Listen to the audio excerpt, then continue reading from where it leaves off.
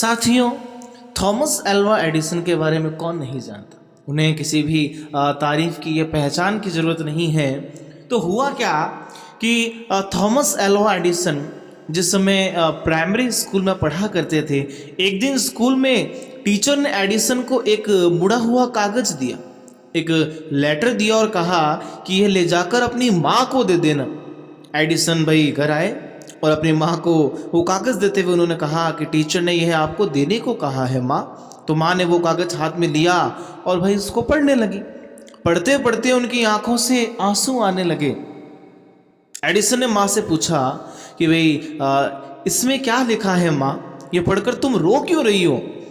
आंसू पोंछते हुए माँ ने कहा, इसमें लिखा है कि आपका बेटा बहुत होशियार है और हमारा स्कूल निचले स्तर का है, यहाँ अध्यापक भी बहुत ज़्यादा शिक्षित नहीं है, इसलिए हम इसे अब आगे पढ़ा नहीं सकते, इसे अब आप स्वयं शिक्षा दें। तो भाई एडिसन ये बात जानकर के बड़े खुश हुए, अपने आप में बड़ा गर्व महसूस किया उन्होंने। तो उस दिन के बाद से माँ खुद उन्हें पढ़ाने लगी और उनके ही मार्गदर्शन में एडिसन पढ़ते रहे और आगे सीखते रहे। कई साल बीत गए, कई वर्षों बाद माँ गुजर गई, मगर तब तक एडिसन प्रसिद्ध वैज्ञानिक बन चुके थे और उन्होंने फोनोग्राफ का, जैसे आपको पता है, इलेक्ट्रिक बल्ब जैसे कई महान आविष्कार कर लिए थे। एक दिन फुर्सत के पलों के अंदर क्या है कि जब उनको बड़ी फुर्सत थी, बड़ा आराम था, तो उस समय क्या है, उन्होंने अपनी पुरानी यादगार वस्तुओं को वो देख रहे थे। तभी उन्होंने अलमारी के एक कोने से एक पुराना खत देखा। और उत्सुकतावश उसे खोलकर पढ़ने लगे। ये वही खत था जो बचपन में एडिसन के शिक्षक ने उसको दिया था माँ को देने के लिए, और उन्हें याद था कि कैसे स्कूल में ही उन्हें अत्यधिक होशियार घोषित कर दिया गया था। मगर पत्र पढ़कर एडिसन बड़े अचंभित रह गए थे, क्योंकि आज उस बात की सच्चाई उनको पता लगी कि वास्तव में असली बात थी क्या। एक्चुअल में दोस्तों हुआ क्या था, उस पत्र में लिखा था, आपका बच्चा बौद्धिक तौर पर काफ़ी कमज़ोर है। ठीक है, उसमें लिखा था कि आपका बच्चा बौद्धिक तौर पे यानी कि बुद्धि के हिसाब से बहुत कमज़ोर है, इसलिए उसे अब स्कूल ना भेजें। अचानक एडिसन की आंखों में आंसू आने लगे कि यार, माँ तो कह रही थी मैं बहुत ज़्यादा होशियार हूँ कि टीचर भी मुझे पढ़ा नहीं पा रहे, और यहाँ तो बात पूरी उल्टी है। तो भाई एडिसन की आंखों से भी आंसू आने लगे। वो घंटों भर तक रोता रहा और फिर अपनी डायरी में उसने लिखा, एक महान माँ ने बौद्धिक तौर पर काफ़ी कमज़ोर बच्चे को, यानी कि ऐसा बच्चा जिसकी बुद्धि बहुत कमज़ोर थी, उस बच्चे को उस सदी का महान वैज्ञानिक बना दिया। तो दोस्तों ऐसी होती है माँ।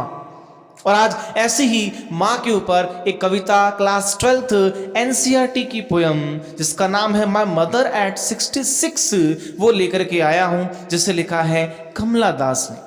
तो आइए दोस्तों, सबसे पहले कमला दास के बारे में जानते हैं। हु वाज कमला दास? तो कमला दास की डिटेल देखते हैं अबाउट द पोएट के तौर पर। So my dear friends, Kamala Das का जो रियल नेम था वो था कमला सुरैया।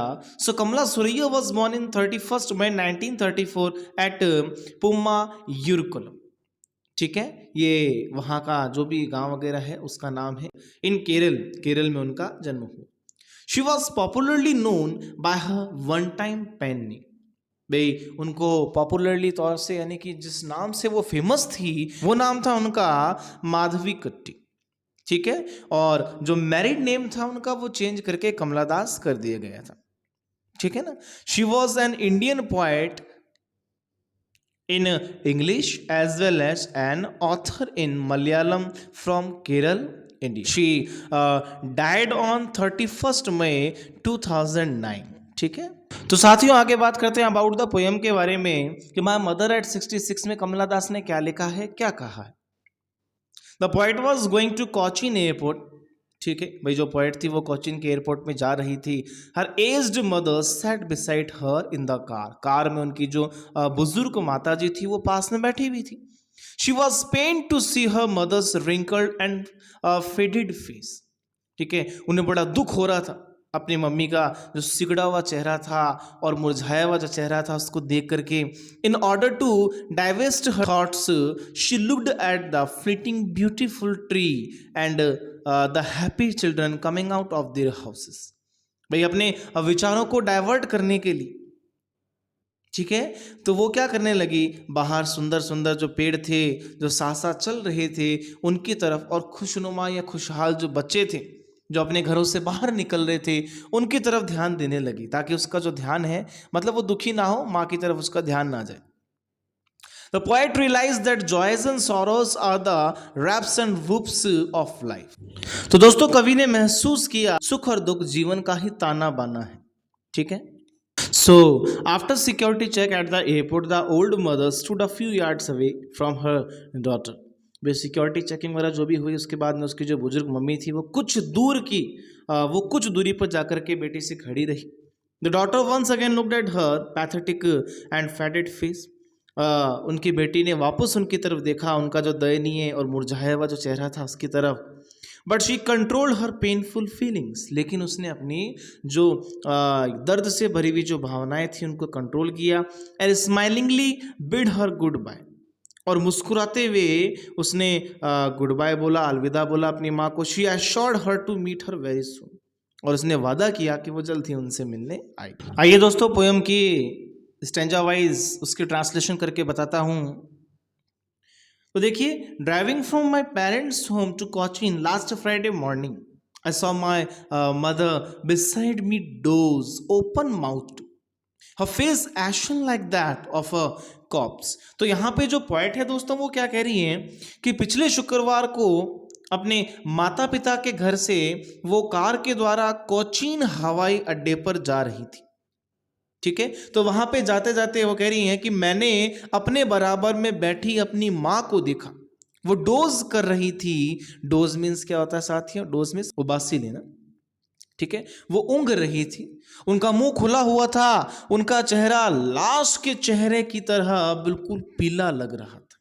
उनका चेहरा लाश की तरह बिल्कुल पीला लग रहा था। आइए आगे बात करते हैं नेक्स्ट स्टैंजा की।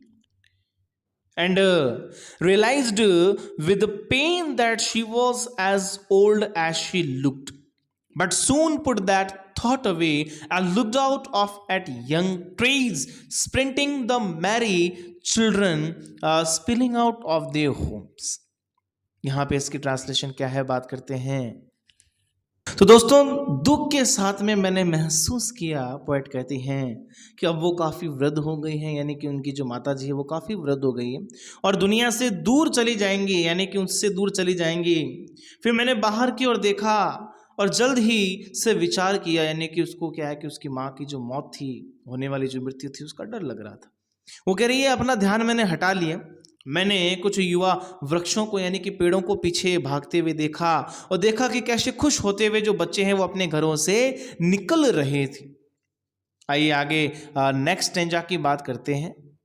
But after the airport security check standing a few yards away, I looked again at her when pale as a late winter's moon and felt that old familiar ache, my childhood's fear, but all I said was, see you soon, Amma.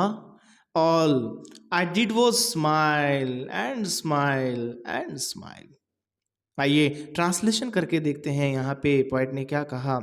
लेकिन हवाई अड्डे की जो security check है, जो सुरक्षा जांच है, वो सब होने के बाद जो मम्मी थी वो कुछ दूरी पर जा कर के खड़ी हो गई और मैंने एक बार फिर से अपनी माँ के चेहरे को देखा।